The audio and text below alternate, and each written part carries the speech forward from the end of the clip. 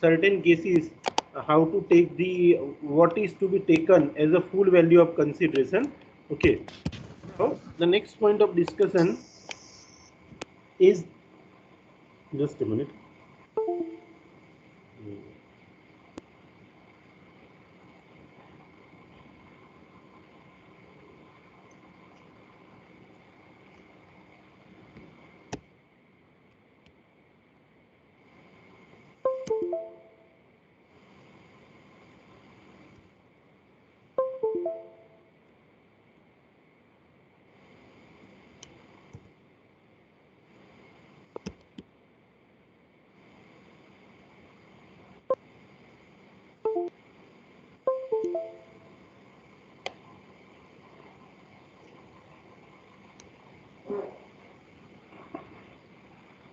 एक minute.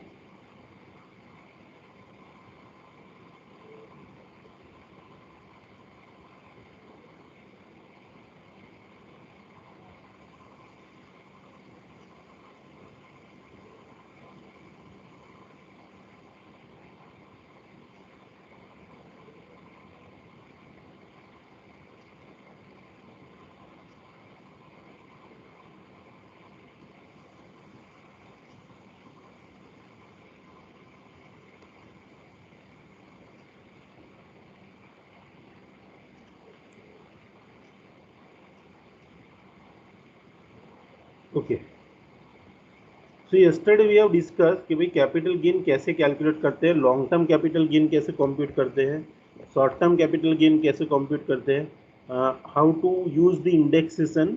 Okay, so indexation का benefit कैसे लिखते हैं, in which case the indexation benefit is not available, that we have discuss. Then we have discuss कि भाई हमें जब भी कैपिटल गेन डिटरमाइन करते हैं तो we have to start with what, full value of consideration. लेकिन in case of land and building, what we are supposed to do, we always have to compare the stamp duty value and sale consideration. Okay, if the stamp duty value is greater, sorry, sale consideration is greater than the stamp duty value, then sale consideration will become your full value of consideration. लेकिन sale consideration आपका कम है और stamp duty value ज़्यादा है, मतलब stamp duty value is higher than the sale consideration, or your sale consideration is lower than the stamp duty value, then your stamp duty value itself, मतलब in any case if you have sold the asset lesser than the stamp duty value, अगर stamp duty value से कम price में अगर आपने asset को बेचा है तो भी आपकी सेल प्राइस क्या गिनी जाएगी और फुल वैल्यू ऑफ कंसिडरेशन क्या गिना जाएगा, stamp duty value. Okay, but still the 5% variation is permitted. Same way we have discussed in case of unlisted shares, कि अगर आपने शेयर्स बेचे हैं अनलिस्टेड कंपनी के, तो उसमें आपको क्या करना है, वो कंपनी की फेयर मार्केट वैल्यू कैलकुलेट करनी है कंपनी के शेयर की, और जो भी फेयर मार्केट वैल्यू से अगर कम प्राइस में अगर आपने शेयर बेचे हैं तो जो भी फेयर मार्केट वैल्यू है on the date of transfer, okay, तो that will become a full value of consideration. So अगर if the consideration is lesser then the fair market value, then what your full value of consideration will be what, fair market value. Now in some cases, देखो कुछ case में क्या होता है कि sometimes you are, ये हमें full value of consideration decide करना. देखो हम ये पॉइंट डिस्कस कर रहे हैं कि फुल वैल्यू ऑफ कंसिडरेशन में क्या क्या चैलेंजेस आती है. देखो कुछ केस में वैल्यूएशन ऑफिसर, देखो जैसे हमारा ये सयाजीगंज एरिया है जहाँ पे मेरी ऑफिस है, वहाँ पे क्या है कि मार्केट वैल्यू कम है और स्टैम्प ड्यूटी वैल्यू ज़्यादा है. हमारी फिनिक्स कॉम्प्लेक्स में हमारी ऑफिस है, ओके, થોડું જૂનું બિલ્ડિંગ છે એટલે એની માર્કેટ વેલ્યુ અને રેલવે સ્ટેશનની એક્ઝેક્ટ બાજુમાં છે. Okay, so in that case અત્યારે લોકોને એવું પણ છે કે ભાઈ અહીંયાથી ગમે ત્યારે બુલેટ ટ્રેનનો પ્રોજેક્ટ આવશે ને આ કોમ્પ્લેક્સ જશે, તો અત્યારે હું મારી પ્રોપર્ટી જેને હું મેં 30 લાખ રૂપિયામાં લીધી હતી, અત્યારે હું વેચવા જાઉં તો મને એના 20 લાખ રૂપિયા પણ નથી આવતા. એટલે માર્કેટ વેલ્યુ એની 20 લાખ રૂપિયા છે અને ગવર્મેન્ટે એની stamp duty value suppose 35 lakh નક્કી કર્યું, તો હવે ખરેખર નથી આવવાના મારા પૈસા, હું 20માં વેચું છું તોય મારે 35 પર ટેક્સ पे કરવાનો. Answer is no.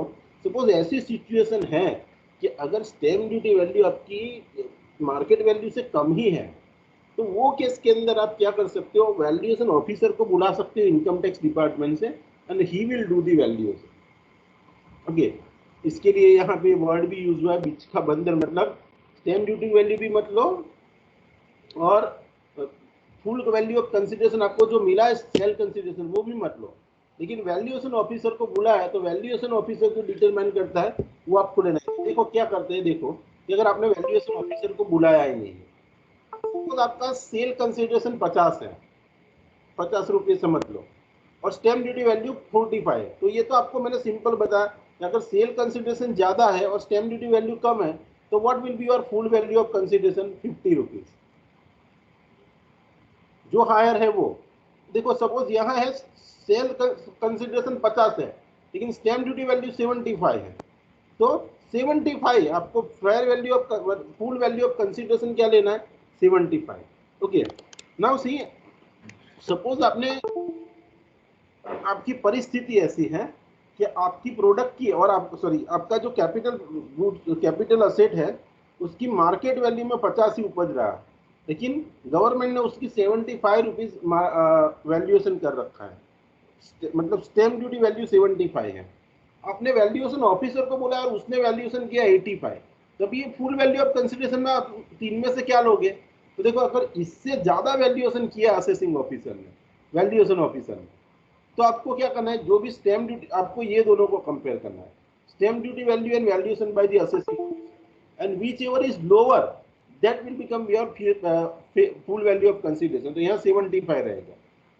सपोज आपने वैल्यूएशन ऑफिसर को बुलाया, देखो आपका प्रोडक्ट जो कैपिटल गुड्स है उसकी स्टैम्प ड्यूटी वैल्यू है 75, उसका सेल आपने उसको बेचा है 50 रुपये में, स्टैम्प ड्यूटी वैल्यू 75, और वैल्यूएशन ऑफिसर आके 55 वैल्यूएशन करता है, तो आपको क्या करना है, ये दोनों को कंपेयर करना है, दोनों में से लोअर कौन सा है, दोनों में से लोअर ये है, ठीक है, तो 55 will become your stamp duty value.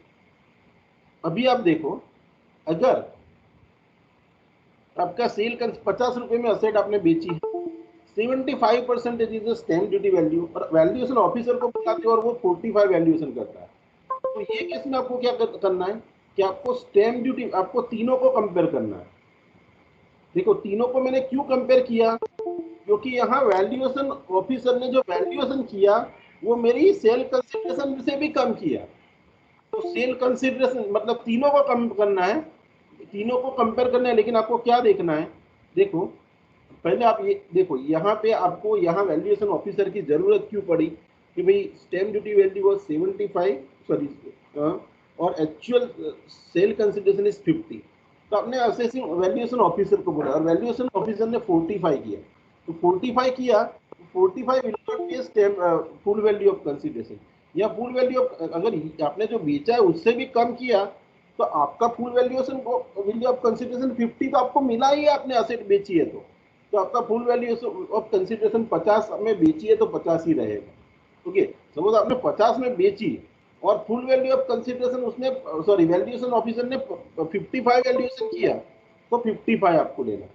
लेकिन अगर valuation officer stamp duty value से भी ज्यादा वैल्यूएशन कर देता है तो फिर आप ये दोनों को कंपेयर करो और विच एवर इज लोअर, मतलब आपको हमेशा क्या करना है, एक चीज याद रखनी है कि वैल्यूएशन ऑफिसर अगर बीच में आया तो how you will determine the full value of consideration. देखो full value of consideration determine करने के लिए आपको क्या करना है, हमेशा sale consideration and stamp duty value ये दोनों को कंपेयर करना है, ठीक है।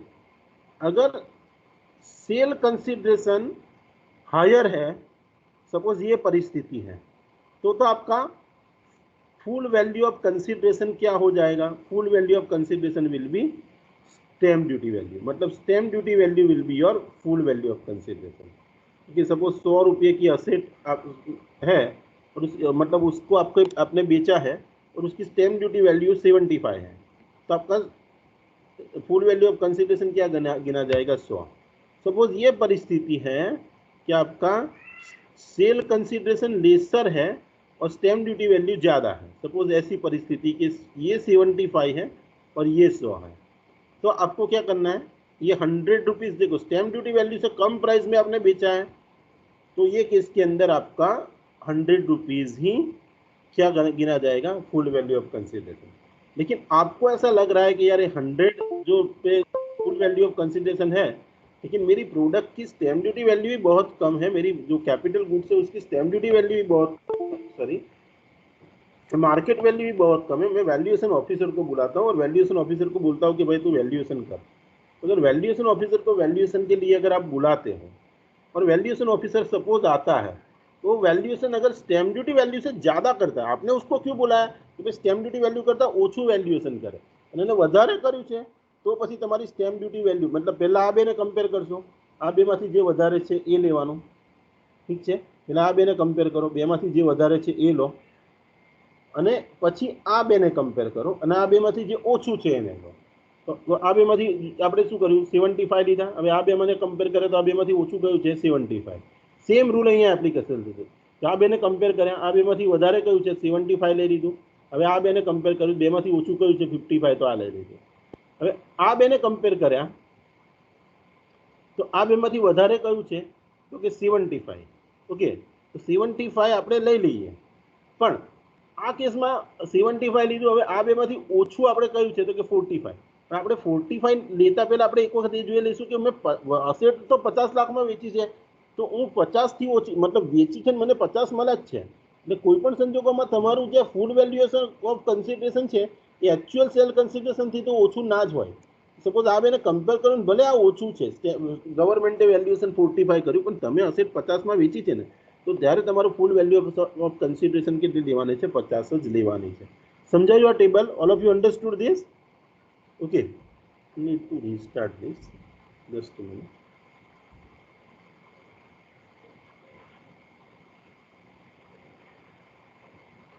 एक मिनट, ठीक है, अभी देखते हैं हम दूसरा पॉइंट।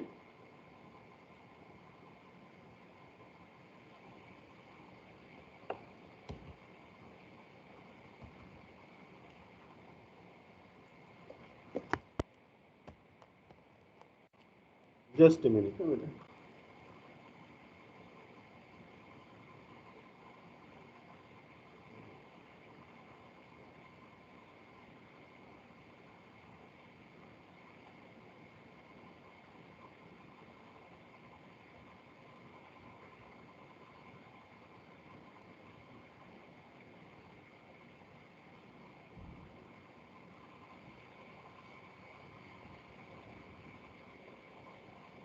ठीक है, चलो हम दूसरे पॉइंट पे आते हैं। अब देखो stamp duty value when the date of agreement and date of registration are different.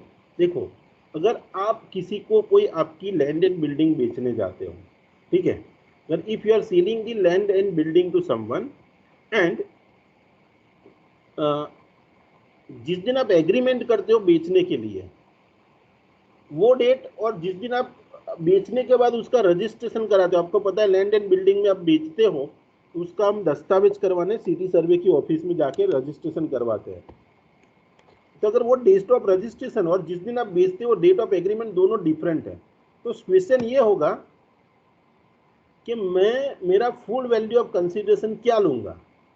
देखो स्टैम्प ड्यूटी वैल्यू में डेट ऑफ रजिस्ट्रेशन की लूंगा, suppose there is a date of registration that is a different, okay, date of agreement is different. Suppose हूँ कोई जोड़े agreement करूँ छू कि भाई I will sell you the asset on the 12th of May 2019, ये मेरा एग्रीमेंट हुआ उसके साथ बेचने के लिए। अभी एक्चुअली उसका जो सेल का जो ट्रांजेक्शन होता है वो सिटी सर्वे की ऑफिस में मैं 20 तारीख को रजिस्ट्रेशन कराने गया, ठीक है, सपोज। तो यहाँ पे suppose government stamp duty value change करती रहती है, तो अगर स्टैम्प ड्यूटी वैल्यू 12 तारीख को 5 लाख है, 20 तारीख को 7 लाख है, तो मुझे स्टैम्प ड्यूटी कौन से डेट की लेनी है? मैं डेट ऑफ एग्रीमेंट की स्टैम्प ड्यूटी वैल्यू लूँ, क्योंकि उसको मुझे स्टैम्प ड्यूटी वैल्यू की क्यों जरूरत पड़ेगी मुझे, क्योंकि उसको सेल कंसिडरेशन के साथ कंपेयर करना है। तो सेल कंसिडरेशन के साथ कंपेयर करना है और उसके लिए मुझे क्या चाहिए, I need the stamp duty value, but I have a 2 stamp duty value. This question arises that which stamp duty value I should take. So here this one example is given, so you will get the clarity. देखो, whether the payment full or part received on or before the date of agreement by the account pay check, अगर answer yes है, देखो आप किसी को भी asset बेचने जा रहे हो, आपको थोड़ा बहुत भी पेमेंट मिल गया है, पार्ट और फुल पेमेंट आपको चेक से मिला है, तो आपको स्टैम्प ड्यूटी वैल्यू कौन से डेट की लेनी है? डेट ऑफ एग्रीमेंट की। अगर पेमेंट नहीं मिला है, अगर आपने पूरा ट्रांजेक्शन किया, डेट ऑफ रजिस्ट्रेशन तक भी आपको उसका पेमेंट अभी मिलना बाकी है, तो स्टैम्प ड्यूटी वैल्यू आप कौन से डेट की लोगे? डेट ऑफ रजिस्ट्रेशन की। मतलब पेमेंट मिला है बाय अकाउंट पे चेक, तो आप स्टैम्प ड्यूटी वैल्यू कौन से डेट की लोगे? डेट ऑफ एग्रीमेंट की। अगर स्टैम्प नहीं मिला है पेमेंट, तो आप कौन से डेट का स्टैम्प ड्यूटी वैल्यू लोगे? डेट ऑफ रजिस्ट्रेशन का। Am I audible? सुन रहे हो ना आप सब? Hello, yes sir. Yes okay sir. ठीक है, ओके। तो देखो एक एग्जांपल यहाँ दिया, देखो यहाँ से है ना मल्टीपल चॉइस क्वेश्चन आ सकता है, ये दो एग्जांपल है, और मेरे लिए भी मल्टीपल यहाँ से निकालना इजी रहेगा। मतलब तो सी यहाँ ध्यान देख के आप देखना, ये दोनों जो भी सम्स करवाता हूँ उसमें, ठीक है, यहाँ एमसीक्यू आएंगे आपको। तो देखो सपोज डेट ऑफ एग्रीमेंट 1/9/2017 है, डेट ऑफ रजिस्ट्रेशन 1/5/2018 है, ओके। और आपने सेल कंसिडरेशन कितने में असेट को बेची है? 100 लाख में असेट को बेची है, ओके। अभी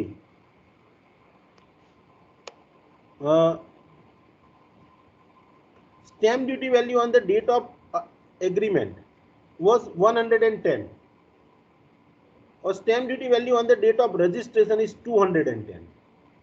अभी मेरे को क्या करना है कि देखो, मुझे देखना है कि मुझे पेमेंट मिला है या नहीं मिला है, okay. On or before date of agreement, date of agreement से पहले मुझे पेमेंट मिला है या नहीं मिला, वो मुझे देखना है। देखो यहाँ मेरा डेट ऑफ एग्रीमेंट कौन सा है? 1 सितंबर 2017, तो this is the date of agreement. और देखो यहाँ पे मुझे पेमेंट भी कब मिलता है? 1 सितंबर 2017 में, ओके, 17 को। मतलब डेट ऑफ एग्रीमेंट से पहले और डेट ऑफ एग्रीमेंट तक, ऑन और बिफोर, मतलब on the date of agreement I have received the account pay cheque, account pay cheque से मुझे उसका पैसा मिला है 10 लाख का, 100 लाख માંથી 10 लाख મળ્યા છે। पार्ट पेमेंट મળ્યું છે, કશો વાંધો નહીં, પાર્ટ पेमेंट મળ્યું છે ને, आंसर इज यस।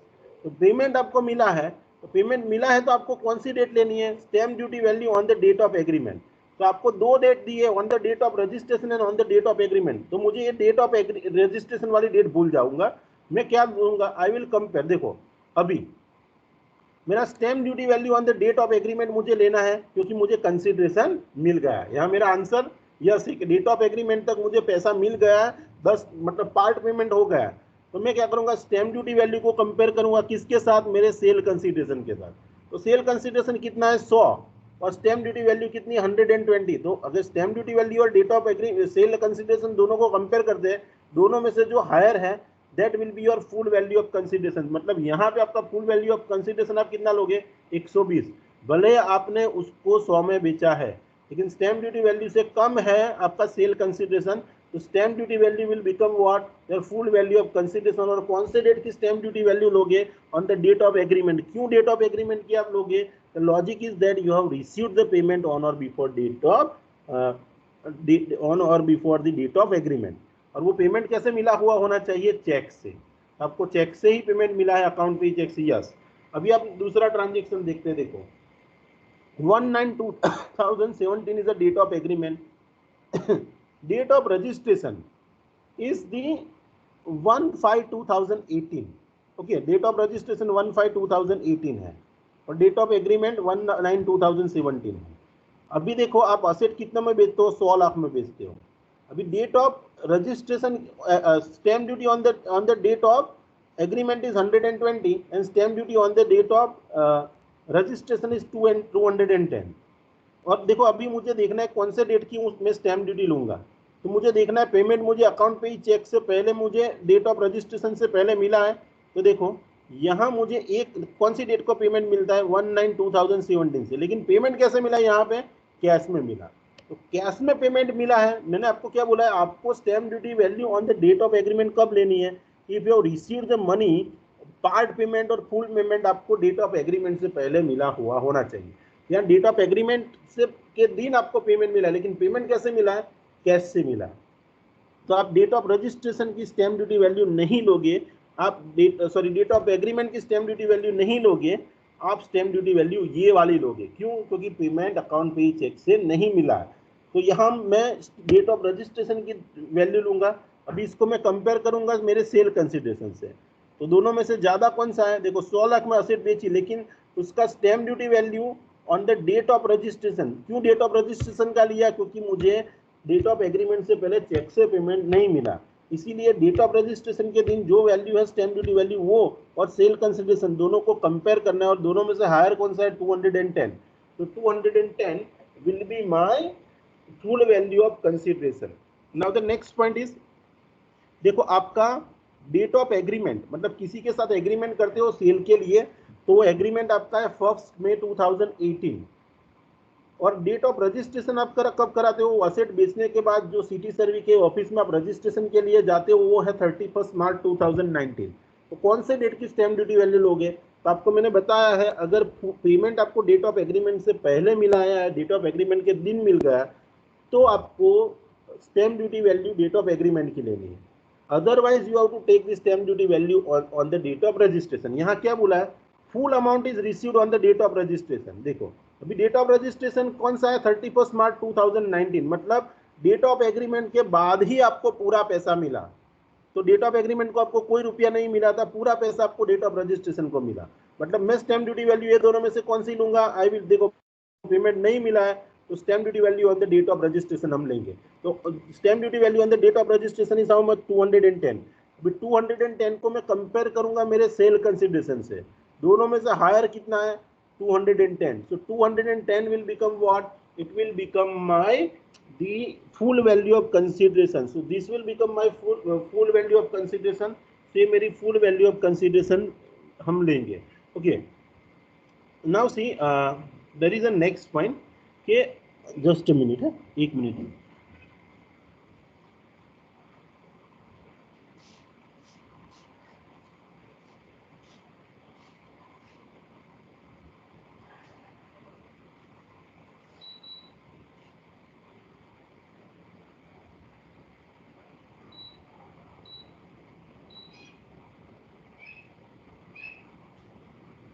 चालू रखिए।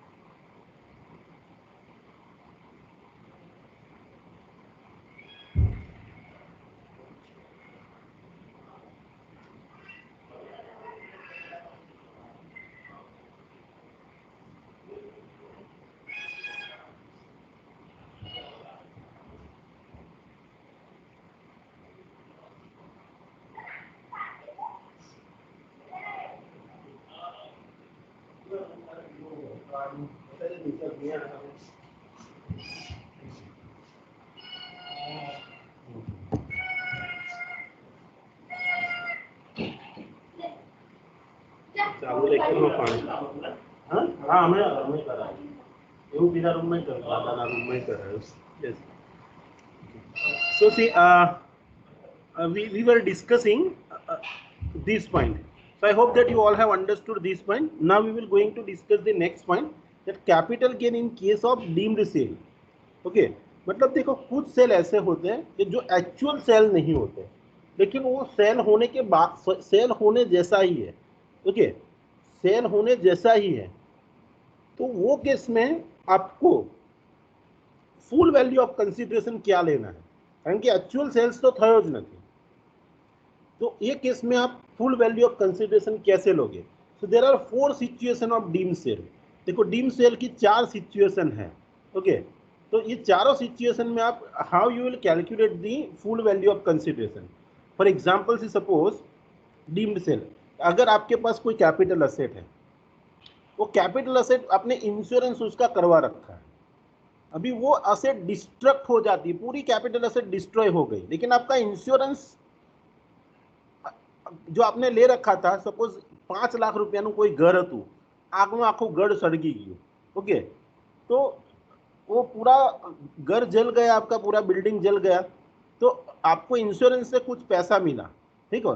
तो आपको क्या करना है, सेल कंसिडरेशन किसको लोगे आप, सेल अगर पूरी असेट डिस्ट्रॉय हो गई, पूरी असेट उसका भी कुछ नहीं आ सके ऐसा है, तो आपको इंश्योरेंस का जो कंपेंसेशन मिला है वो, और जो भी पैसा मिला है इंश्योरेंस कंपनी से, उसको हम कहेंगे फुल वैल्यू ऑफ कंसिडरेशन। अगर पूरी असेट डिस्ट्रॉय हो जाती है, कोई भी कैपिटल असेट है आपकी और वो कैपिटल असेट पूरी डिस्ट्रॉय हो गई और इंश्योरेंस का पैसा आपको मिला, तो what will be taken as a full value of consideration, insurance compensation. Okay, ना देखो कौन से ईयर में वो टैक्सेबल होगा, okay, it will be taxable in the year of receipt of money. जो साल में आपने इंश्योरेंस, आपको इंश्योरेंस कंपनी ने पैसा दिया, in that year it will be taxable, तो वो साल में वो टैक्सेबल होगा। और देखो इंडेक्सेशन का बेनिफिट आपको कब तक का मिलेगा, तो देखो आप जब गिनोगे द ईयर ऑफ ट्रांस, देखो यहाँ हम लेते हैं कि भाई CII of the previous year in with the asset is transfer, या ट्रांसफर का ईयर आप कौन सा लोगे, तो ट्रांसफर का ईयर हम लेंगे जिस दिन आपका, मतलब जो ईयर में आपका डिस्ट्रक्शन हुआ है एसेट का, वो हम लेंगे। ओके, तो अगर capital is destroy, then full value of consideration हम क्या लेंगे, इंश्योरेंस कॉम्पेंसेशन। ओके, और देखो टैक्सेबल कौन से ईयर में होगा, it will be taxable in the previous year of the receipt of money. Okay, और सी उसमें इंडेक्सेशन कब तक मिलेगा, तो मतलब कौन से ईयर का आप इंडेक्सेशन लोगे, क्योंकि the year in which the asset is gate destroy, वो साल का हम इंडेक्सेशन लेंगे। अगर देखो आपका, आपके पास कोई, देखो ये पॉइंट हमें आगे बहुत बार डिस्कस किया in the chapter profit and gains of business and profession, कि when you convert your capital asset into stock in trade, CA into SIT, मतलब कैपिटल असेट इनटू, जहां जहां पे सीए लिखा है, सीए का मतलब हमें कैपिटल असेट है, एसआईटी मतलब स्टॉक इन ट्रेड। ओके, तो whenever you convert your capital asset into stock in trade, ये आपको पता है क्या करना है, व्हेन यू कन्वर्ट, तो on the date of conversion, okay, जो भी कैपिटल असेट की फेयर मार्केट वैल्यू होगी, ओके, कि सपोज मेरी ज्वेलरी की दुकान है, ठीक है, और मेरे घर में मेरे पास कुछ गोल्ड पड़ा है, और वो गोल्ड को मैंने अभी दुकान में बेचने के लिए रख दिया, मतलब मेरी खुद की पर्सनल असेट थी, कैपिटल असेट, उसको मैंने क्या करवा दिया, उसको कन्वर्ट कर दिया स्टॉक इन ट्रेड। तो स्टॉक इन ट्रेड में कन्वर्ट किया, तो on the date of conversion, जिस दिन आपने कन्वर्ट किया उस दिन वो असेट की फेयर मार्केट वैल्यू क्या थी, वो फेयर मार्केट वैल्यू आपका क्या बन जाएगा, सेल कंसिडरेशन। ओके, और कौन से ईयर में टैक्सेबल होगा, टैक्सेबल देखो कन्वर्जन वाले ईयर में नहीं होगा, जिस दिन आपका स्टॉक सोल्ड होगा उस दिन। तो see previous year with the SIT is sold, जब आपके पास कैपिटल असेट थी उसको आपने कन्वर्ट कर दिया stock in trade, in suppose 1920 में मैंने उसको कन्वर्ट कर दिया, लेकिन असेट जो है वो बिकी, एक्चुअली उसका ग्राहक मुझे मिला 21 में, तो it will be taxable in the previous year 2020-21 and not in the year 1920। Okay, मतलब जो साल में आप बेचते हो वो साल की वो इनकम कही जाएगी। ओके, तो असेट इज सोल्ड और transfer and not in the year of conversion, जिस साल में कन्वर्ट कर, देखो कन्वर्जन के दिन की आपको जो फेयर मार्केट वैल्यू है, that you will take as a, you are suppose to take as a sale consideration.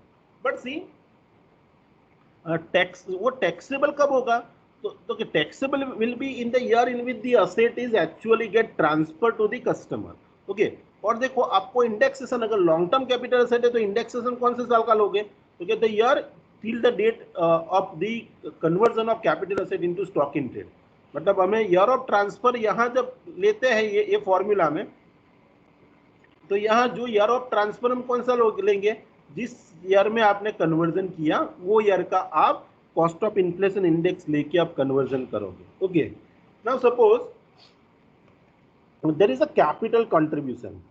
Okay, suppose partner अपने फर्म को कैपिटल दे रहा है। ओके, क्या कैपिटल में दे रहा है, तो asset recorded in the books of accounts of the firm, मतलब समझ लो कि मैंने, मेरे पास कोई कैपिटल असेट थी, तो कुछ समझ लो कोई घर था या तो फिर कोई बिल्डिंग थी या लैंड था जो मेरा खुद का था, तो मैंने एज ए कैपिटल मेरे पार्टनरशिप फर्म में दे दिया। मतलब my personal asset I have given in the capacity of partner to the partnership, it is given to the partnership firm in which I am a partner. એટલે મારી personal asset મેં જે જગ્યાએ partner છું તે જગ્યાએ આપી દીધી. તો એ કેસની અંદર આપણે એક્ચ્યુઅલ સેલ નથી થતું, but you have converted what you did, you have converted your capital asset in given to the partnership firm. તો પાર્ટનરશિપ ફર્મને આપી દીધી. તો એમાં સેલ કન્સિડરેશન આપણે શું લઈશું? તો કે જે વેલ્યુએ પાર્ટનરશિપ ફર્મ એના બુક્સ ઓફ અકાઉન્ટમાં અસેટનું રેકોર્ડિંગ કરે, સમજી લો મારું ઘર 5 લાખનું છે, મારા પાર્ટનરશિપ ફર્મને આપી દીધું, પાર્ટનરશિપ ફર્મ એની ફિક્સ અસેટમાં ઘર બતાવશે as a building, any value 6 lakh રૂપિયાની બુક્સમાં રેકોર્ડ કરી, તો મારા માટે સેલ कंसिडरेशन કેટલું થયું? 6 लाख रुपया. ओके, नाउ सी कौन सी ईयर में टैक्सेबल होगा? सो देखो, the year in which the capital asset is given to the firm, जो ईयर में आप आपकी personal asset capital partnership firm को दे देते हो वो साल में वो टैक्सेबल होगा. ओके, और देखो जो इंडेक्सेशन का बेनिफिट कब तक मिलेगा? Till the previous year of capital contribution. जो साल में आप आपकी capital asset as a capital contribution partnership firm को दे देते हो वो साल तक का आपको इंडेक्सेशन का बेनिफिट मिलेगा. सपोज 2019-20 में लिया तो यहाँ मुझे ईयर ऑफ ट्रांसफर क्या लेना है? 1920 का मुझे CII यहाँ पे लेना है. ठीक है. Now see the next point is dissolution और retirement of the partner. Suppose आप पार्टनर हो और being a partner you are retiring from the firm. अभी फर्म की कोई कैपिटल असेट है, किसकी कैपिटल असेट है? पार्टनरशिप फर्म की. और वो पार्टनरशिप फर्म अपनी कैपिटल असेट अपने फर्म पार्टनर जो रिटायर होके जा रहा है उसको दे रहा है. तो अभी असेट किसकी गई? पार्टनरशिप फर्म की कैपिटल असेट गई पार्टनर के पास. तो यहाँ क्या हो रहा है कि capital asset is moving from the firm to partner. तो यहाँ पे आपको क्या करना है कि जिस दिन फर्म ने वो असेट पार्टनर को दी, that date is treated as a date of transfer, and on that date वो असेट की जो भी फेयर मार्केट वैल्यू होगी that is treated as a sale consideration in the hands of partnership firm. Okay, और कौन से year में वो टैक्सेबल होगा? In the previous year in which the capital asset is given to the partner. जो साल में कैपिटल असेट पार्टनर को दी गई है वो साल में वो टैक्सेबल होगा. और इंडेक्सेशन का बेनिफिट कब तक, कौन से ईयर में मिलेगा? क्योंकि till the distribution of capital asset to the partner, मतलब जिस दिन आपने कैपिटल असेट पार्टनर को डिस्ट्रीब्यूट की उस दिन वो साल का इंडेक्स सेशन का बेनिफिट आपको मिलेगा. मतलब यहाँ पे आपको ये फॉर्मूला में ईयर ऑफ ट्रांसफर और CIF कौन से ईयर के लेना है? जो साल में कैपिटल असेट ट्रांसफर हुई है वो साल का आपको CII यहाँ पे लेना है. ठीक है. अभी देखो ये सब हम नहीं पढ़ेंगे, ये अच्छे पॉइंट्स हैं, लेकिन सी जो इन जनरल हमारे रूटीन लाइफ में आते हैं वही सेक्शन हम पढ़ेंगे. ओके, तो ये पूरा पेज है capital again on the buyback, और ये सब हम नहीं पढ़ेंगे. तो ये पूरा पेज आप कैंसिल कर दीजिए. सुना आप सबने? ये पूरा पेज हमें नहीं करना है. Understood all of you? Okay sir. Okay, yes sir. Next page है, उसमें भी यस देख लेता हूं मैं, एक मिनट. मिसलेनियस प्रोविजन, ये दोनों पेज ये भी नहीं करना है हमें. ठीक है, हम यहाँ पे आ जाते हैं, मतलब बीच के दोनों पेज छोड़ देने हैं आपको. ये सब मिसलेनियस प्रोविजंस है, पढ़ने जरूरी है. एक बार आप पढ़ सकते हो आपके नॉलेज के लिए. ओके, लेकिन यहाँ से कुछ एग्जाम में नहीं आएगा. ओके, और आपको करना भी नहीं है कि वो एक्चुअल लाइफ में भी ये सिचुएशन बहुत कम आती है. ठीक है, तो for your knowledge you can read, but nothing will become in the exam. Okay, now see the next point is this. देखो मैंने आपको बताया कि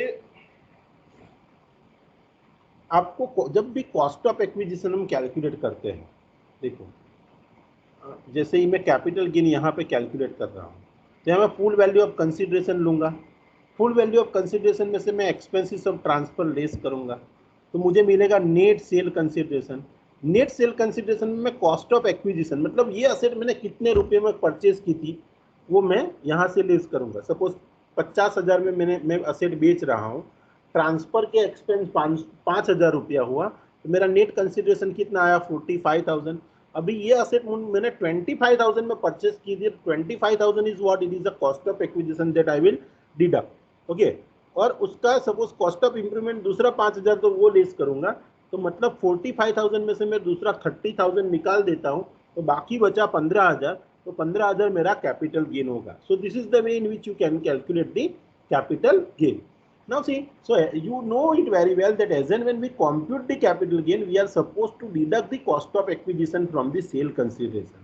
But see, sometimes what happens that you may not have purchased the asset. Asset is purchased by someone else, and that asset is come in your hand, okay, by some other mode. So in that case, what you are supposed to do, you have to take the cost of acquisition in the hands of previous owner. तो आपके previous owner की क्या cost of acquisition थी वो लेनी है. तो ये जो A to H जो पूरे cases है, okay, here in this all the cases you are supposed to take the cost of acquisition in the hands of previous owner. previous owner के लिए जो cost of acquisition होगी वो cost of acquisition आपको लेनी है. Okay, when in following cases, so see, in the following cases the cost of acquisition is equal to cost of acquisition to the previous owner. तो ये सब cases की वजह से अगर आपके पास असेट आई है और वो असेट आप बेचते हो, and as and when you are determining the capital gain, तो you don't have to see, आपके पास तो cost of acquisition होगा ही नहीं, तो आपको cost of acquisition previous owner का लेना पड़ेगा. तो कब previous owner का cost of acquisition आपको लेना है, तो देखो, if the distribution of asset on the partition of HUF, अगर आप कोई हिंदू अनडिवाइडेड फैमिली के पार्टनर मेंबर हो, अभी वो फैमिली का क्या सेपरेशन हुआ, पार्टीशन हुआ, और eight the time of partition आपको एक घर मिला. ये घर आपने तो खरीदा नहीं है, घर किसने खरीदा था, HUF ने खरीदा, और HUF ने जब पार्टीशन किया तब आपको वो घर मिल गया. ठीक है, अभी 2 साल के बाद वो घर आप बेच रहे हो, तो अभी आपको बोला कि कितने में परचेस किया, बोला मैंने तो परचेज ही नहीं किया, मेरी कॉस्ट ऑफ एक्विजिशन ही नहीं है. कॉस्ट ऑफ एक्विजिशन किसकी है, तो क्या HUF की है. तो HUF की कॉस्ट ऑफ एक्विजिशन जो प्रीवियस ओनर था उसकी कॉस्ट ऑफ एक्विजिशन आपको लेनी है. तो see, in case of distribution of asset to the distribution of asset on the partition of the HUF, as a member of HUF, if you have received this asset, see what will be the cost of acquisition. Cost of acquisition in the hands of HUF will be treated as the cost of acquisition. देखो, अगर कोई asset आपको gift से, will say, या सक्सीशन है से, या inheritance और डिवॉल्यूशन से अगर आपको कोई असेट मिली है, मतलब ऑल मुफ्त में सब असेट आपको मिली है, ओके, तो अगर आपको ये असेट मिली है इन दैट केस, तो देखो ये सब असेट आपको मिलती है, तो आपको क्या करना है, कॉस्ट ऑफ एक्विजिशन आपका तो होगा ही नहीं क्योंकि किसी ने आपको गिफ्ट में दी है, तो आपका प्रीवियस ओनर का जो कॉस्ट है वो आपको लेना है. सपोज कोई कंपनी के आप शेयर होल्डर हो और कंपनी लिक्विडेशन में गई, और एज ए लिक्विडेशन में जाते टाइम पे कंपनी ने आपको कोई असेट दी है और वो असेट आप बेच रहे हो, तो आपने तो परचेस की नहीं, किसने परचेस की होगी, कंपनी ने परचेस की होगी. तो जब आप बेच रहे हो वो असेट, तो आपको तो कॉस्ट ऑफ एक्विजिशन पता ही नहीं है, तो आपको कॉस्ट ऑफ एक्विजिशन किसकी लेनी है, क्योंकि प्रीवियस ओनर की. प्रीवियस ओनर कौन है, कंपनी ने जितने में असेट परचेस की वही कॉस्ट ऑफ एक्विजिशन आपके लिए कॉस्ट ऑफ एक्विजिशन हो जाएगा, and that price you are supposed to hold it as. Okay, now see, there is one another point. The next point is that transfer of capital asset under the trust. Okay, अगर कोई revocable trust के through अगर आपको asset आई है, okay, transfer of asset, अगर you are holding the asset under a trust, okay, मतलब कोई असेट ट्रस्ट में थी, अभी आप वो असेट आपको मिल गई, ओके, रिवोकेबल और इरिवोकेबल ट्रस्ट है और वो ट्रस्ट के थ्रू आपको असेट मिली है. सपोज समझ लो कि मेरे फादर ने एक ट्रस्ट बनाया है, प्राइवेट ट्रस्ट, जो रिवोकेबल ट्रस्ट था, कि भाई उनकी जो भी असेट है सपोज उन्होंने दे दी ट्रस्ट में, और उसमें ऐसा लिखा है कि भाई ये इतने सालों के बाद ये ट्रस्ट की असेट मेरे बेटे को दे देगा, तभी वो असेट ट्रस्ट से मेरे पास आई है, और मेरे पास में आने के बाद मैं तुरंत उसको बेच रहा हूँ, तो मेरे लिए कॉस्ट ऑफ एक्विजिशन क्या होगा, मेरे लिए cost of acquisition in the hands of previous owner.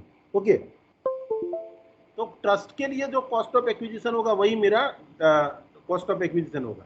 Same way, if there is a transfer of capital asset to holding company to wholly owned subsidiary company, देखो, और कंपनी और by the subsidiary company to its holding company. देखो, holding company कोई भी asset अपनी subsidiary company को देती है, सब्सिडरी कंपनी अपनी होल्डिंग कंपनी को असेट देती है, तो वो असेट ट्रांसफर उनके बीच में पॉसिबल है, वो ट्रांसफर किया, लेकिन उसके बाद वो बेच रहा है, सपोज सब्सिडरी कंपनी छू મને હોલ્ડિંગ કંપનીએ કોઈ અસેટ આપી છે, ઓકે, હવે એ અસેટ હું વેચી દઉં છું, તો મારા માટે કોસ્ટ ઓફ એક્વિઝિશન શું હશે, તો કે કશું નહીં, કારણ કે મને તો હોલ્ડિંગ કંપની અસેટ આપી છે, તો એ કેસમાં પ્રીવિયસ ઓનરના પાસે જે કોસ્ટ ઓફ એક્વિઝિશન હશે that will be treated as my cost of acquisition. Same way, transfer of capital asset by way of amalgamation. See, transfer of capital asset by amalgamating company to the amalgamated company in the scheme of amalgamation. સમજી લો તમારી company જે existing છે એ કોઈ કંપનીની જોડે અમાલગમેટ થઈ છે, એટલે જે વેચવાવાળી કંપની છે, ઓકે, એક અમાલગમેટિંગ કંપની છે, એ અમાલગમેટિંગ કંપનીને amalgamated company है, okay, so see, if the transfer of capital asset by the amalgamating company to the amalgamated company, तो जो कंपनी अमालगमेट होती है, अमालगमेटिंग कंपनी जो होती है, जो कंपनी मर्ज हो रही है, वो कंपनी ने अपनी असेट जो कंपनी के अंदर मर्ज हो रही है उसको दी होगी. Suppose B limited is getting merge with the A limited, then B limited have transfer all its asset to the A limited. अभी ए लिमिटेड के पास असेट आने के बाद ए लिमिटेड किसी को बेच रहा है, अभी ए लिमिटेड ने तो क्या किया, in the course of amalgamation that asset was purchase, तो वो कोई पर्टिकुलर असेट का उसके पास प्राइस नहीं होगा, तो वो कौन सी कॉस्ट ऑफ एक्विजिशन लेगा, तो cost of acquisition in the hands of B limited will be treated as the cost of acquisition. Okay, same example demerger हो रहा है, तो जो डीमर्जिंग कंपनी ने रिजल्टिंग कंपनी को कोई असेट ट्रांसफर की है, तो in the hands of previous owner whatever is the cost of acquisition will be treated as the cost of acquisition. And the last point is conversion of separate property into HUF property.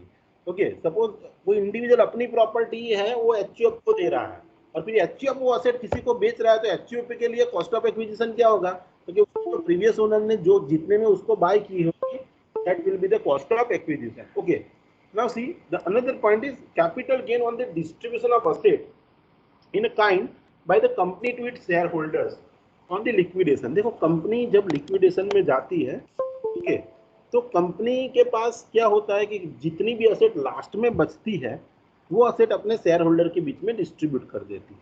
Okay, now suppose in a kind, देखो generally શું થાય કે લિક્વિડેશન થાય ત્યારે કંપનીની બધી asset વેચી દેવાની, એમાંથી જે પૈસા આવે ને એ શેર હોલ્ડરમાં ડિસ્ટ્રીબ્યુટ થાય, પણ અમુક વખત એવું થાય કે નથી વેચવી અસેટ, ડાયરેક્ટ શેર હોલ્ડરને જ અસેટ આપી દઈએ. Suppose asset is received by the share holder, तो ये केस के अंदर आप कैसे कैपिटल गेन कॉम्प्यूट करोगे, तो इन दैट केस देखो asset distributed in a kind by the company to its in a liquidation, will it be treated as a transfer. देखो यहाँ ऐसा बोल दिया गया कि उसको ट्रांसफर ही नहीं गिना जाता. कैपिटल गेन कब लगता है कि मैंने आपको कल 2-3 पॉइंट बताए थे कि कैपिटल गेन कब लगता है, कि what are the minimum requirement to attract the capital gain. Capital gain कब लगता है कि what are the conditions are required to be satisfied, वो आपको मैंने कल बताया था. एक मिनट, ओके, देखो कैपिटल गेन कब टैक्सेबल होता है, इसके लिए मैंने कल आपको 2-3 कंडीशन बताई थी. ये there should be a capital asset, capital asset must be transferred unless and until there is no transfer. वो अगर वो ट्रांसफर की डेफिनेशन में ही नहीं आता तो see the capital gain will not get attracted. Capital gain attract होने के लिए क्या होना चाहिए, आपकी जो असेट है वो कैपिटल असेट होनी चाहिए, वो ट्रांसफर हुई होनी चाहिए, और see it is transfer during the previous year and on the transfer of such asset there should be a gain, और अगर वो गेन एग्जम्प्ट नहीं है तो वो टैक्सेबल होगा. ऐसा मैंने कल आपको पढ़ाया था, ठीक है. तो यहाँ पे क्या बोला है कि अगर कंपनी अपने शेयर होल्डर को कैपिटल असेट दे रही है at the time of liquidation, then it is not treated as transfer. देखो यहाँ ट्रांसफर लिखने के बाद क्रॉस मार्क लिखा है, मतलब it is not a transfer. तो ट्रांसफर नहीं है तो no capital gain shall arise on the company on the distribution of such asset. मतलब शेयर होल्डर को उसके पैसे वापस दे दिया, पैसे नहीं देना चाहते, उससे कंपनी बनी हुई है, तो શું થયું હોય કે શેર હોલ્ડર એમના પૈસા આપ્યા હોય. હવે કંપની લિક્વિડેશનમાં જાય છે તો કંપની એમને એમના પૈસા પાછા ચૂકવવાની જગ્યાએ કંપની પાસે જે અસેટ હતી એ આપી દે છે. तो असेट આપી દે છે तो it is not treated as a transfer. Okay, company अपने शेयर होल्डर को वापिस वो दे रही है, उसकी मतलब पैसे देने की जगह असेट दे रही है, तो it is not treated as transfer और कैपिटल गेन टैक्सेबल नहीं होगा। ओके, ना उसी शेयर होल्डर के लिए क्या होगा, तो शेयर होल्डर के लिए वो टैक्सेबल हो सकता है कि सपोज मैं शेयर होल्डर हूँ, ओके, तो capital gain will be taxable और नॉट। यस, सपोज मैं शेयर होल्डर हूँ, मैंने कोई कंपनी में इन्वेस्टमेंट किया था, अभी वो कंपनी बंद हो रही है और वो कंपनी ने मुझे कुछ असेट दे दी, तो मुझे क्या करना है, तो capital gain will be taxable. और देखो क्या करना है आपको, sale consideration is equal to fair market value. Fair market value आप दे लो कि असेट की फेयर मार्केट वैल्यू क्या होती है, और माइनस करो deemed dividend under section 2 subsection 22C। Deem dividend under section मतलब आपने कितना पैसा इन्वेस्टमेंट किया था। Okay, deem dividend under section 2 subsection 22C क्या होता है, देखो डीम्ड डिविडेंड का कॉन्सेप्ट मैंने यहाँ पे डीम डिविडेंड का डेफिनेशन यहाँ पे पूरा डिटेल में दिया है। 222B तो पता है मुझे, सी याद नहीं आ रहा है, जस्ट मिनट।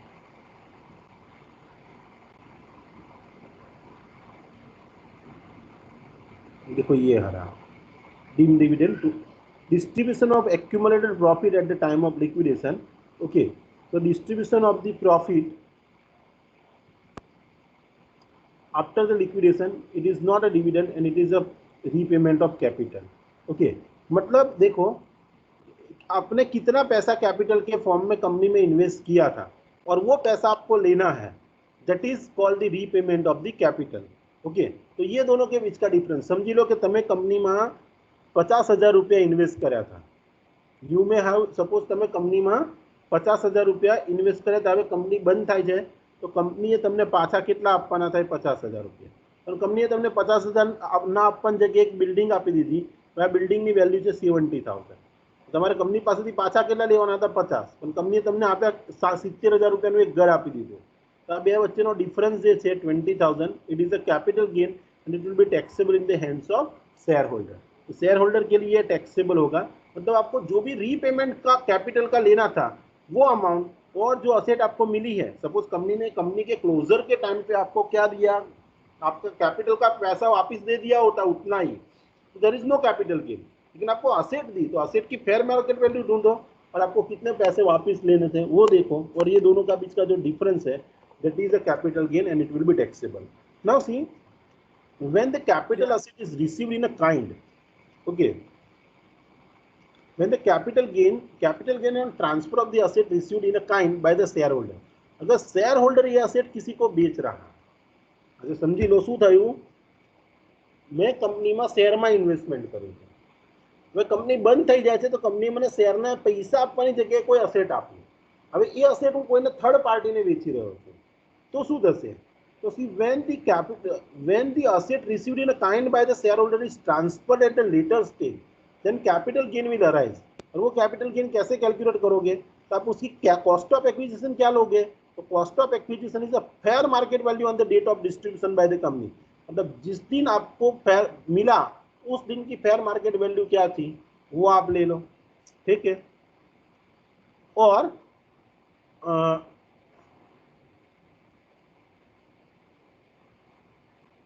और पीरियड ऑफ होल्डिंग, पीओएस मतलब period of holding shall be डिनॉक्ड from the date of receipt of the asset, और उसका पीरियड ऑफ होल्डिंग किस कब से गिनोगे, जिस दिन आपको असेट मिली तब से। मतलब समझ लो मैंने कोई कंपनी में 50,000 का इन्वेस्टमेंट किया था,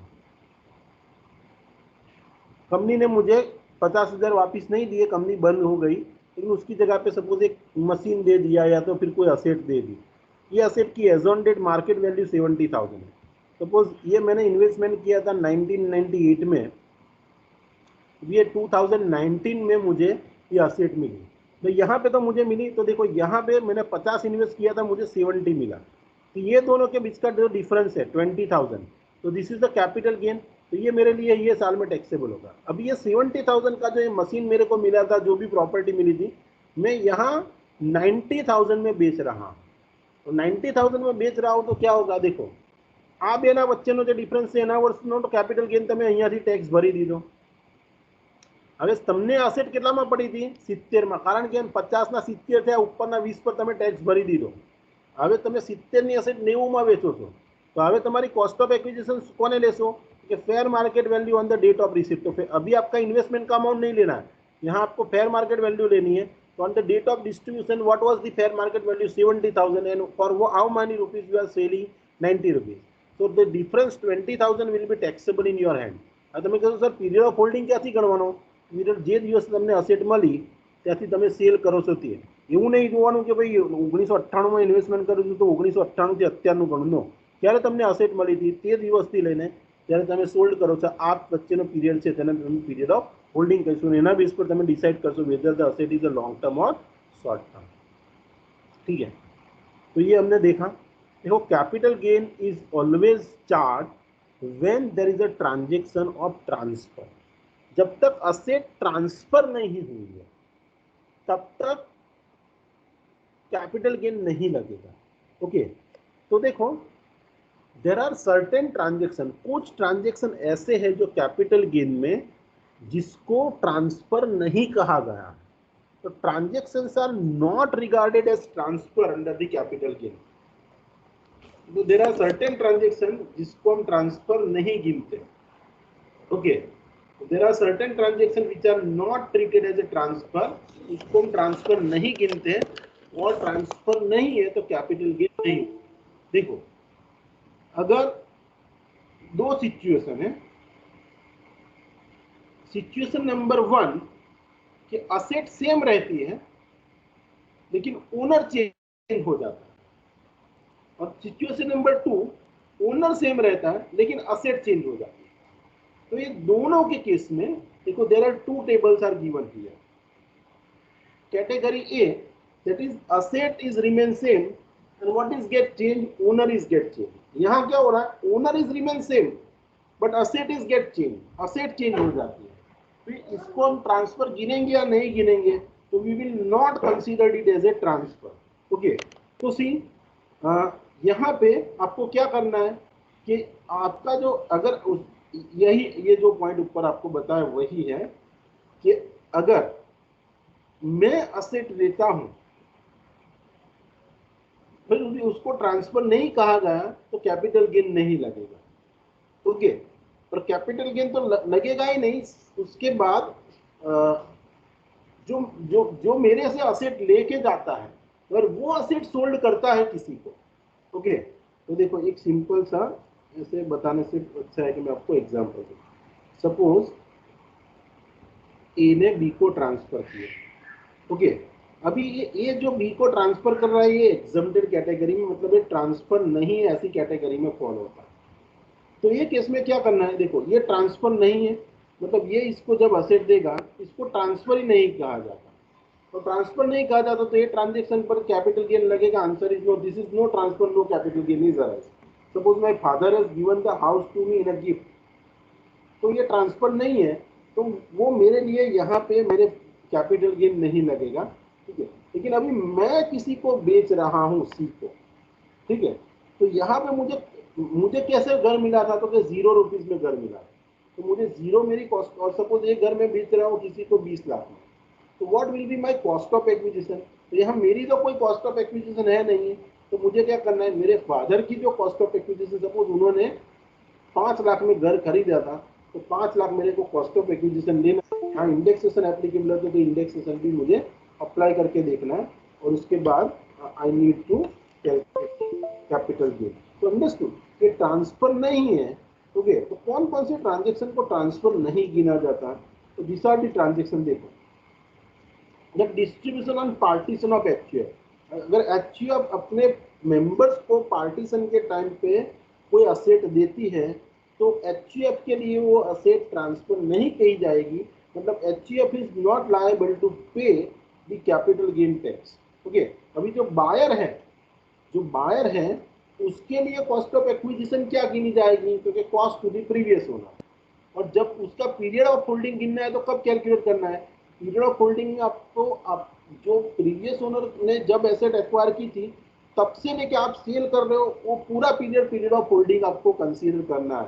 तो period of holding includes, okay, suppose यहाँ पे मैंने आपको बताया कि ए ने सपोज एसेट 2000 में परचेज की, अभी वो बी को गिफ्ट में दे रहा है 2005 में, और B is selling to goods to C, मतलब sorry asset to C in 2019.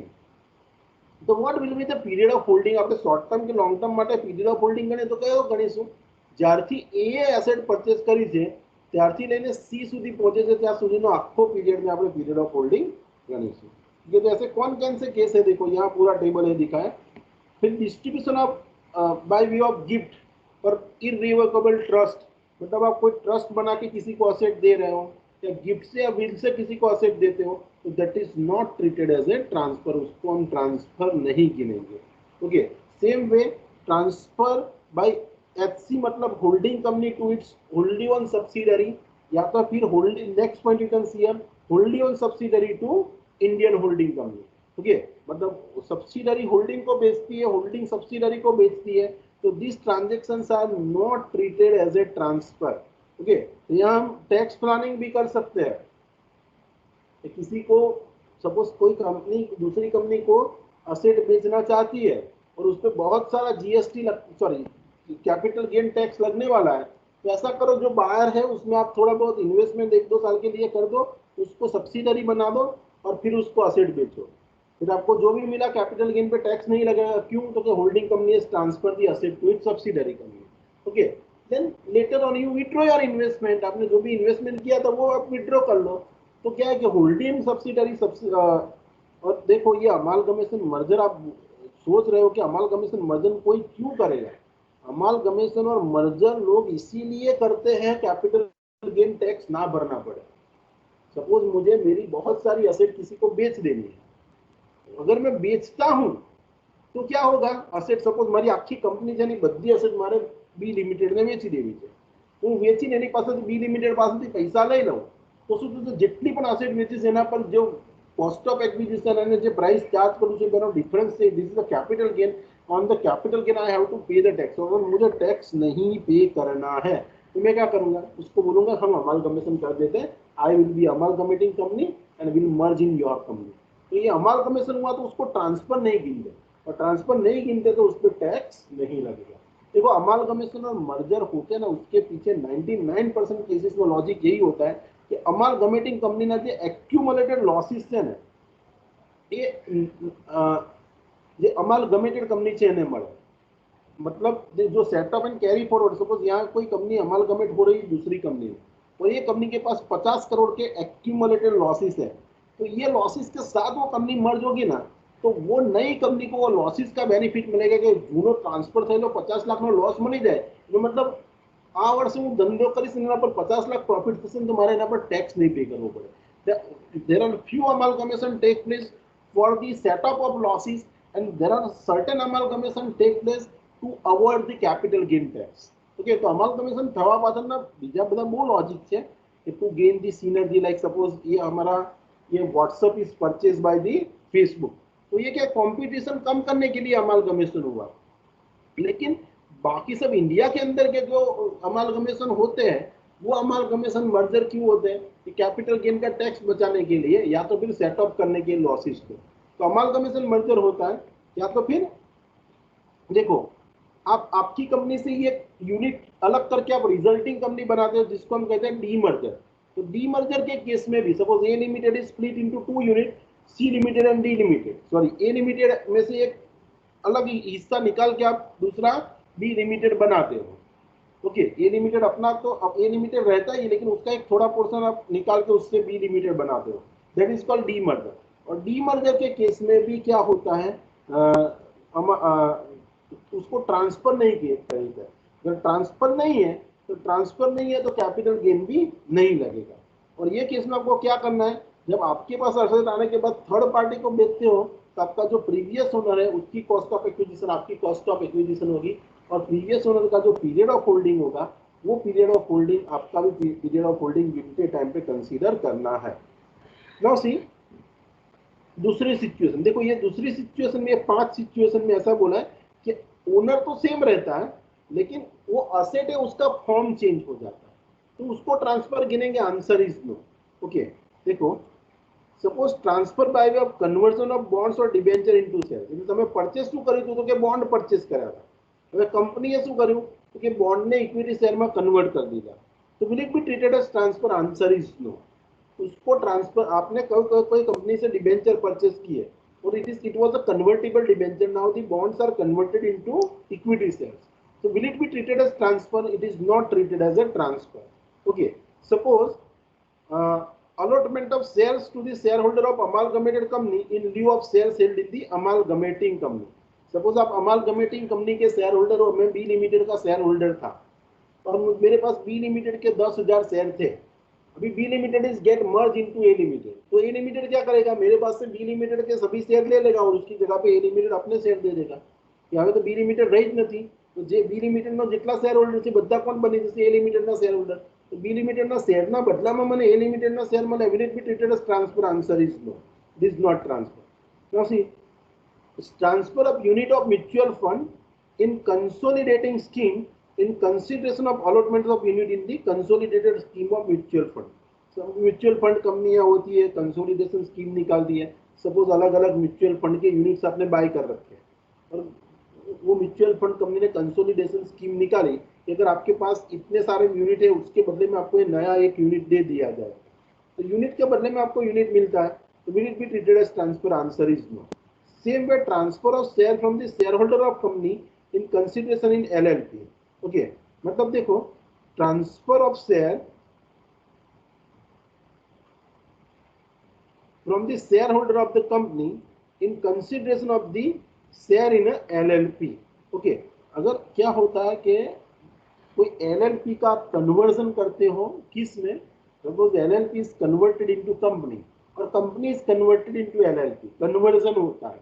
तो कन्वर्जन के पास सपोज मेरे पास कंपनी थी और कंपनी के पास मेरे शेयर थे, कंपनी के पास, सॉरी, मेरे पास कंपनी के शेयर थे और अभी वो कंपनी का LLP में कन्वर्जन हो गया, तो क्या होगा, मुझे कंपनी के शेयर मेरे से लेके मुझे LLP के शेयर देंगे, तो will it be treated as transfer? Answer is no. Same way LLP इज कन्वर्टेड इनटू कंपनी, तो LLP के शेयर थे वो लेके मुझे क्या दिया जाएगा, कंपनी के शेयर, उसको ट्रांसफर नहीं कहा जाएगा.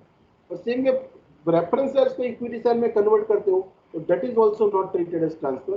तो ये सभी केस में इसको ट्रांसफर नहीं कहा जाता. ट्रांसफर नहीं है तो आपकी ये कंडीशन ही नहीं सेटिस्फाई होती. मैंने आपको बताया कि जब तक ट्रांसफर नहीं है तब तक कैपिटल गेन नहीं लगेगा. तो देयर इज अ ट्रांसफर, अगर ट्रांसफर नहीं है तो कैपिटल गेन नहीं लगेगा, तो see it will not attract the capital gain. Okay, देखिए 2-3 दिन से मैं GST पढ़ा रहा हूँ मॉर्निंग में, तो GST कैपिटल असेट की जगह मेरे मुंह से गुड्स निकल रहा है. ओके, बट यहाँ कैपिटल गेन मतलब it is not treated as the transfer, और ट्रांसफर नहीं है तो it will not attract the capital gain.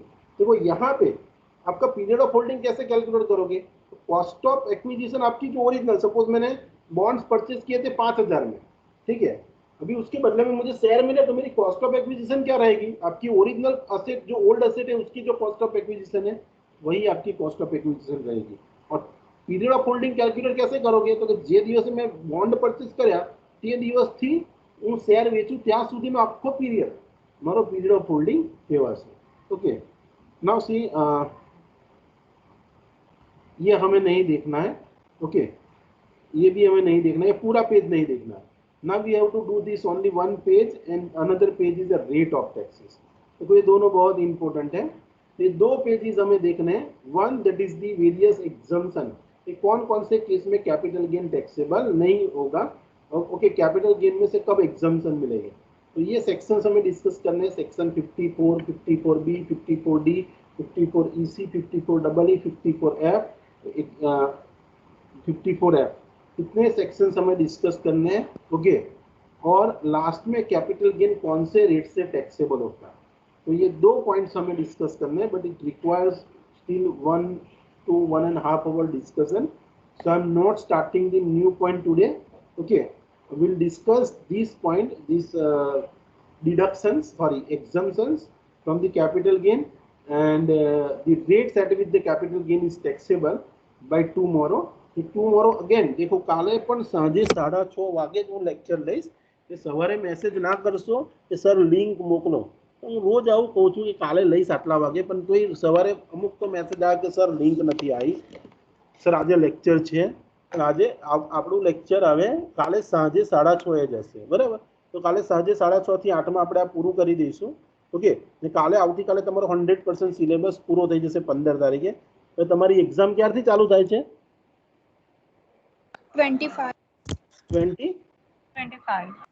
25 से चालू होती है ना, तो भी मुझे फिर क्या करना, आप मुझे 25. 4-5 दिन का मतलब 27 मतलब आपको क्या 18 तारीख के बाद, अभी जिन लोगों की एग्जाम 18 को है अभी उनको पढ़ाना मेरी प्रायोरिटी है, उनको मल्टीपल चॉइस क्वेश्चन करवाना मेरी प्रायोरिटी है। तो 18 तारीख के बाद मैं आपको एक लेक्चर लूंगा, मतलब कल मेरा जो लेक्चर यहाँ पे आपको होगा, that will be a last lecture to discuss the syllabus or content. Okay. Hello, एक मिनट बेटा, let me complete then you ask this question. तो कल मेरा ये कंप्लीट हो ओके। जाएगा, कंप्लीट हो जाएगा कल मेरा सिलेबस, मुझे कंप्लीट कर लेने दीजिए, फिर आप मुझे क्वेश्चन पूछिए। और उसके बाद हम 20 या 22 तारीख तक एक मैं लेक्चर लूंगा जिसमें मैं आपको यूनिट 3 और 4 में से कहाँ से ऑब्जेक्टिव आने वाले हैं वो डिस्कस करूंगा। देखो यूनिट 1 एंड 2 में से जो पढ़ा दिया है आपको ऑलरेडी, उसके मल्टीपल चॉइस क्वेश्चन कहाँ से आ सकते हैं वो मैंने ऑलरेडी डिस्कस किया है, उसका हमारे पास एक रिकॉर्डेड लेक्चर भी है, तो आप वो सुन सकते हो। लेकिन अभी मैं मल्टीपल चॉइस क्वेश्चन जो कल के लेक्चर के बाद मतलब 20 या 22 तारीख को जब भी मैं डिस्कस करूंगा, तो वो मल्टीपल चॉइस क्वेश्चन हम डिस्कस करेंगे only from the unit 3, 4 and this capital game. Yes, now you ask me a question. Hello sir, sorry for interruption. Sir, Yeah. जो ascertainment of cost of acquisition in specified circumstances है, उसमें जो indexation है वो जो cost of acquisition previous owner के पास था वही लेना है ना? हाँ, मतलब पीरियड ऑफ होल्डिंग की आप बात कर रहे हो ना बेटा, यहाँ हाँ, पे ना, यहाँ पे देखो ये सभी सिचुएशन ऐसी है ना। देखो यहाँ पे जो हुआ है ना, ये देखो, आप पॉइंट भी आप देख सकते हो, ये सब सेम ही है। तो सेम ही है। हाँ सर, ये सेम ही है, मतलब जब भी असेट जब ट्रांसफर नहीं कहा गया और वो केस में आपने असेट ट्रांसफर किए, तो इंडेक्सेशन के बेनिफिट के लिए प्रीवियस ओनर का जो भी ईयर ऑफ एक्विजिशन होगा वो डेट से लेके आपको इंडेक्सेशन का बेनिफिट मिलेगा। Okay understood? Okay okay. Hello Any sir. other question? Yes. Sir, section 45 में से सम्स आ सकते हैं एग्जाम में? सेक्शन 45 मतलब ये कैपिटल गेन गेन है ना, केस ये ऑफ वाला, गेम सेल। ये वाला। हाँ, एक दो हाँ काम कर सकते हैं हम हाँ कि भाई आपको दे दिया है, मैंने आपको कल भी बताया था कि यहाँ सब कुछ दे दिया होगा आपको कि भाई फुल वैल्यू ऑफ कंसिडरेशन इतनी है। Okay, full value of consideration के लिए आपको ट्विस्ट भी यहाँ से दे दिया गया हो ऐसा कि डेट। ओके, लेकिन इतना लंबा नहीं करेंगे, तो यहाँ से ओके आपको सर। दे दिया है, फिर इंडेक्सेशन आपको फाइंड करने के लिए बोला है, और उसके बाद आपको सम कैलकुलेट करना है। आ सकता है आपको सम, इसीलिए मैंने ये चैप्टर करवाया है कि मुझे थोड़े बहुत तो सम्स मुझे पूछने हैं, लेकिन पूरा आपका 70 जो क्वेश्चन होंगे उसमें से आपको 35 अटेंड करने होंगे, उसमें से मैक्सिमम 6 से 7 ओके आपको क्वेश्चन जैसे होगा कैलकुलेटिव होंगे। बाकी मैंने आपको कॉन्सेप्ट पढ़ा है, लेकिन कॉन्सेप्ट के साथ सम भी करवाया है, तो सम भी थोड़े बहुत छोटे मोटे आ सकते हैं। तो आप जब तक कॉन्सेप्चुअली क्लियर नहीं होगे तब तक आप पेपर नहीं अटेंड कर पाओगे। तो मैं आपको बताऊंगा कहाँ कहाँ से कैसे कैसे ऑब्जेक्टिव आएंगे, that I will definitely discuss with you. Okay, तो हम डिस्कस करेंगे ही उसको कि कहाँ कहाँ से कैसा सम आएगा, वो भी मतलब देयर विल बी लेक्चर 20 तारीख या 22 तारीख को मैं एक लेक्चर लूंगा आपका, जिसमें हम सिर्फ ऑब्जेक्टिव डिस्कस करेंगे। ओके, तो वहां पे हम डिस्कस कर लेंगे कहाँ से ऑब्जेक्टिव, कैसा ऑब्जेक्टिव आ सकता है। ठीक है, okay sir. Okay, just a minute, let me mark your attendance. Okay, then you leave the class. Let me stop the recording first.